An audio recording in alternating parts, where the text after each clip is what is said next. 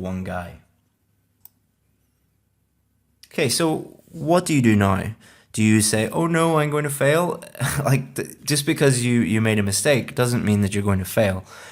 If you continue to make these mistakes, you will fail. But what you need to do is look at these common mistakes and then honestly evaluate your own writing and look at it and then correct it and work on it, and continue to think about these common mistakes.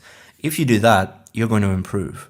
If you don't do that, you won't improve. It's very, very simple. You'll hear me saying this a lot, like keep it simple. It's very simple. I try and think of things in as simple terms as possible. Now let's look at some of the samples from our VIP students. So I asked them to create some samples for you guys so that you can see the difference and so that you can see an effective main body paragraph.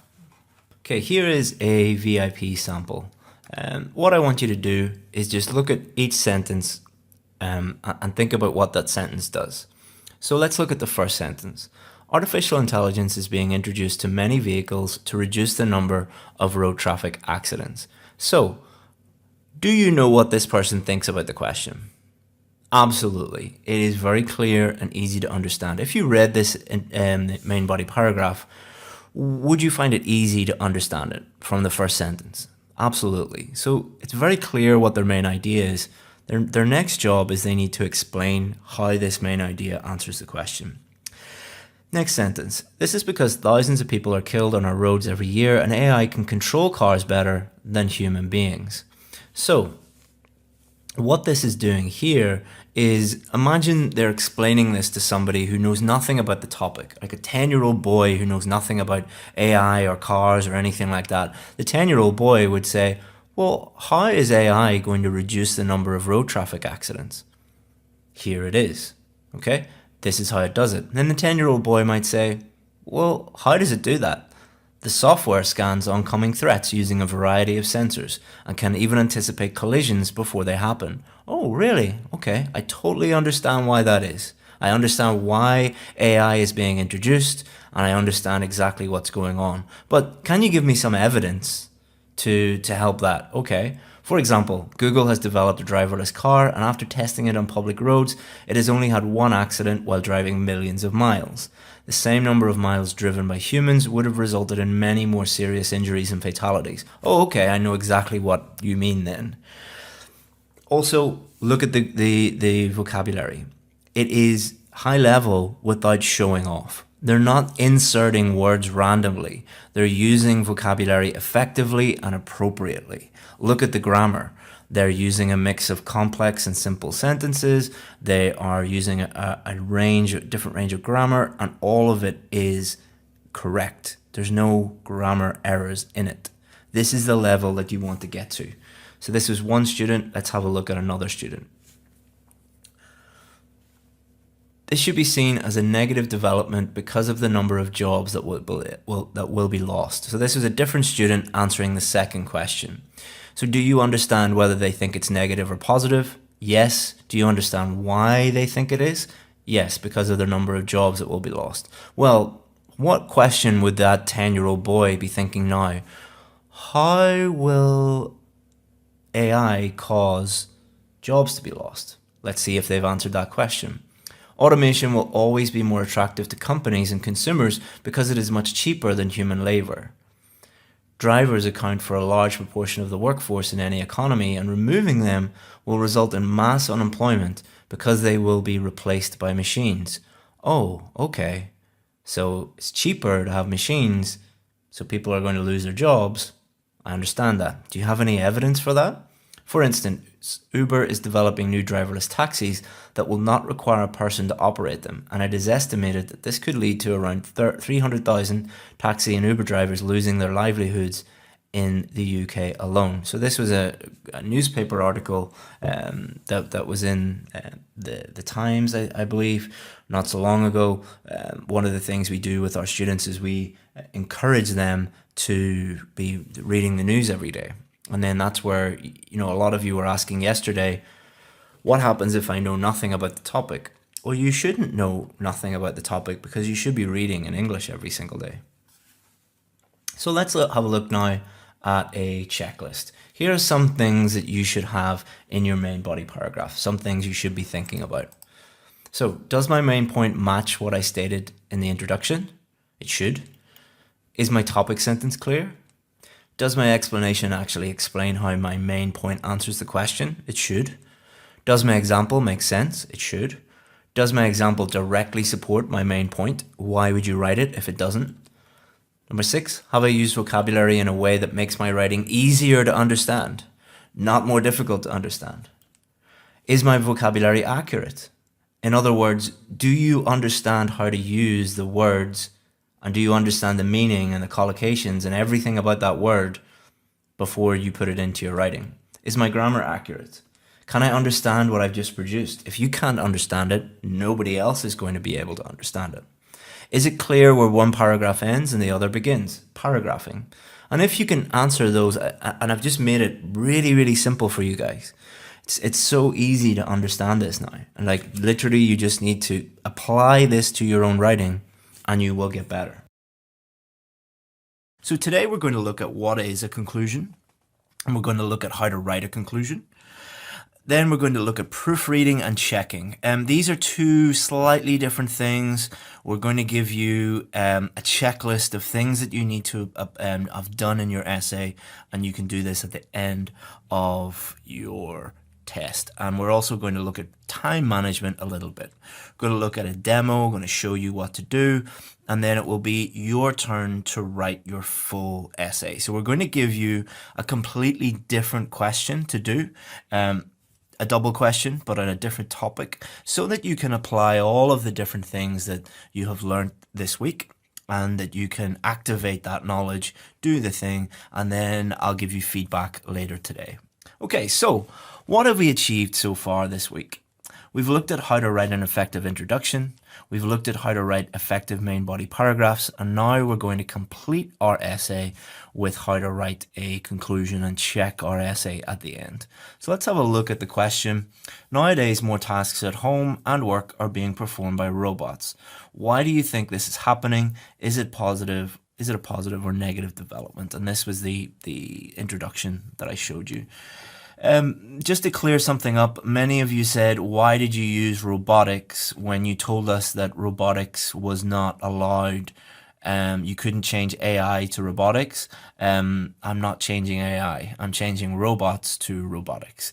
So again, guys, be very careful to understand the actual question and read the question before jumping to conclusions. All right, so what is a conclusion? This is where we state our opinion. So before we move on, many of you might be like, oh, what? Opinion? We're not doing opinion essays. What is he talking about? Don't worry, we'll discuss that. This is where we summarize our main ideas. So the two primary things that a conclusion is it's a summary of your main ideas, and it's a clear statement of what you think about the question, your opinion, or another way to say your position. So the conclusion is your position plus a summary of your main ideas. Read any academic paper, any academic journal, and you'll be able to find the main points in the introduction and the conclusion. The best advice that I ever received from a teacher was from my old high school science teacher. And he used to give us, he was an amazing teacher, and he was always pushing us to go further and to learn more. And he's a very inspirational guy, and taught me a lot about science and about teaching. And he used to give us university level scientific academic journals, and we would look at them and say like, oh, these are like thousands and thousands of words long. How will we ever learn this? His name was Mr. Rafferty, and he said, easy. What you do is you read the introduction, then skip everything else, and then just read the conclusion. By reading the introduction and the conclusion, you will understand everything in that journal article, because that is where everything is summarized and stated, and everything is very clear and easy to understand, and you don't need to read the rest of it. And that was the best advice I ever got, because it meant that I did really well in university, because when I looked at journal articles, I would just read the introduction, read the conclusion, and it was very easy for me to understand everything in it. This is why you need to write a good introduction and conclusion, because that's what they're supposed to do. They're supposed to, the introduction is, hello, Mr. Reader, Mrs. Reader, this is what we're going to discuss. Conclusion, hello, Mrs. Reader, or Mr. Reader, this is what I just discussed. A summary of everything. But there's no opinion. So many of you might be asking, like, we didn't do opinion questions. We just did double questions. So if you think about it, every single question on the IELTS Writing Task 2 paper is asking for your opinion, asking for your position on something. Let's think about this for a second. Imagine you get a question that says, what are the advantages and disadvantages? What they're asking you is asking you, what do you think? What do you think the advantages are? What do you think the disadvantages are? In other words, what is your opinion on the advantages and disadvantages? If they ask you, what are the problems and solutions? What they're asking you is, what do you think are the problems? What do you think are the solutions? So every single question might not be asking you for your opinion, so asking you, in my opinion, I think this, by stating what you think the advantages and disadvantages, problems and solutions, answering the double questions, you're stating what you think about something, and that's what you need to do in your conclusion. If you got a double question like this, why is this? That's asking for your opinion. Is it a positive or negative development? That's asking for your opinion.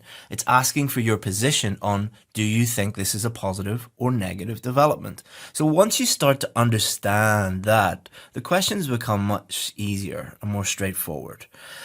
So there's 3 elements to a good conclusion. A cohesive device, which is a linking word, your opinion, in other words, your position, what you think about the question or questions, and a summary of your main ideas. That's all it is. Okay, so let's look at each of these elements in more detail. Cohesive device. You're only going to write one conclusion in your IELTS writing test, so learn just one way to start your conclusion. Some students that I work with say, can you give me 10 different ways to start a conclusion? It's like, why? Why? That would be a complete waste of your time and waste of, your brain can only store a certain amount of information. You're only going to write one conclusion, so just learn 1 or 2 ways to start your conclusion. And those are, in conclusion, to conclude. You don't get any extra marks for writing anything fancier than that.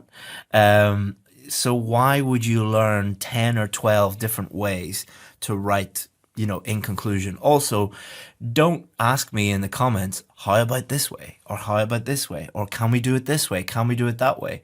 The reason why I'm saying don't do that is you only have a certain amount of time before you start writing your test. The clock is ticking between now and you doing your test. Don't waste time on things that don't matter. The other 10 ways that you can start your conclusion do not matter. Just focus on what actually matters and ignore all the things that do not matter. And that will mean that you're spending all your time focusing on things that will actually improve your score, and you're not wasting your time on anything else. Now you're going to reiterate your opinion. Reiterate means state again, because you've already stated your position or your opinion in the introduction. Now you're going to state it again. Number 1, do not worry about repetition. Many of you have been saying to me over and over and over again, my teacher says you can't repeat anything. My teacher says you can't repeat anything. Okay, if they say that to you, number 1, say, why does Chris get all these really, really high marks? Are they fake? Is he lying to us? Or maybe you have not understood the official marking criteria. This is the official marking criteria. This is what the examiners use in every single country, in every single sentence, or center, sorry. And what does it say here? Presents a clear position throughout the response. Throughout. presents a clear position, in other words, opinion, throughout the response. So not just in one place, throughout the response. So maybe your teacher is correct and I'm wrong, and the official IELTS marking criteria is wrong. I'll let you decide which one is, who is correct and who's not correct. So paraphrasing. Do not worry about repeating your main ideas again, but this does not mean that you can copy the same words. So you have already stated your position in the introduction. If you don't understand this, go back and look at the introduction module, the introduction video. So we take our main ideas from the introduction and we paraphrase them. This makes it extremely simple to write a conclusion and ensures that your position is clear throughout the whole essay. And again, some of you might be saying, but I don't know how to paraphrase. If you don't know how to paraphrase yet, you're not ready to get the score that you really want yet. You will get there eventually, but saying, you know, I want a high IELTS score, but I don't want to paraphrase. You know, that's like me saying, I want to buy a Ferrari, but I don't want to spend any money. You know, what you want and the price that you have to pay, you have to pay a price for everything you want. That price could be money. Like if I want a Ferrari, I have to pay money. For you guys, the what you want is a high IELTS score. The price that you have to pay is work and effort and sometimes money by seeking out someone who can show you exactly what to do. There's a price